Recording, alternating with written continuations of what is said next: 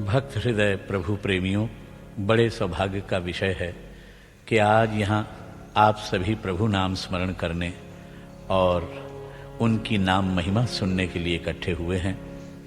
जब प्रभु कृपा होती है तभी हृदय में उनके नाम स्मरण की ज्योत जागृत होती है।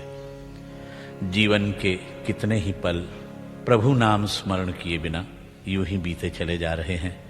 आओ बड़े ही प्रेम और भक्ति भावना में डूबकर प्रभु नामामृत का मिलकर पान करें और इस जीवन को सफल बनाएं।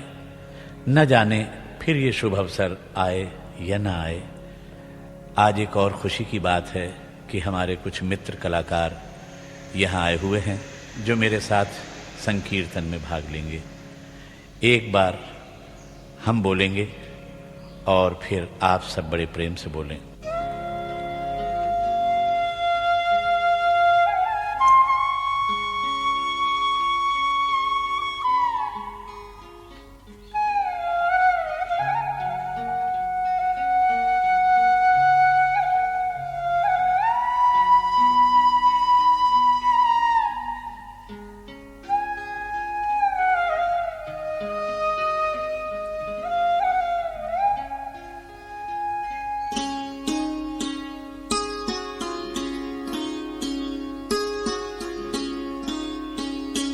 हरि बोल, हरि बोल, हरि बोल, हरि बोल, हरि बोल, हरि बोल, हरि बोल, हरि बोल, हरि बोल।